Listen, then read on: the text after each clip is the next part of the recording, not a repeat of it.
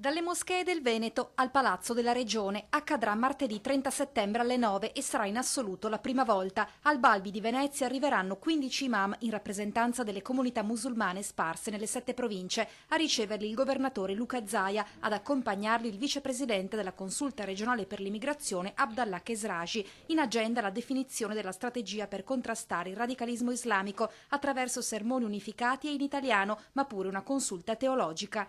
Per poter anche istituzionalizzare l'Islam nel Veneto, e credo che sarà anche un modello. L'annuncio è arrivato a margine della presentazione del terzo Festival Italo-Marocchino, che da mercoledì 17 a domenica 21 settembre metterà a confronto cultura e arte, legge ed economia dei due paesi, attraverso spettacoli, conferenze, concerti, mercatini, partite di calcio. Un evento finanziato con 70.000 euro dal Regno del Marocco, intenzionato a consolidare la 25ennale presenza dei propri sudditi in terra veneta, ma anche a intercettare imprenditori interessati all'interscambio. Un messaggio del buonsenso, del sano, che noi comunque esistiamo da un quarto secolo, che vorremmo manifestare le cose più belle, più positive. La manifestazione si svolgerà nel triangolo compreso fra Venezia, Verona e Treviso, la città che per 20 anni ha legato la propria immagine al profilo dello sceriffo, considerato dai marocchini trevigiani il loro miglior nemico, al punto da consentire loro un sogno. Fra 20 anni, fra 40 anni,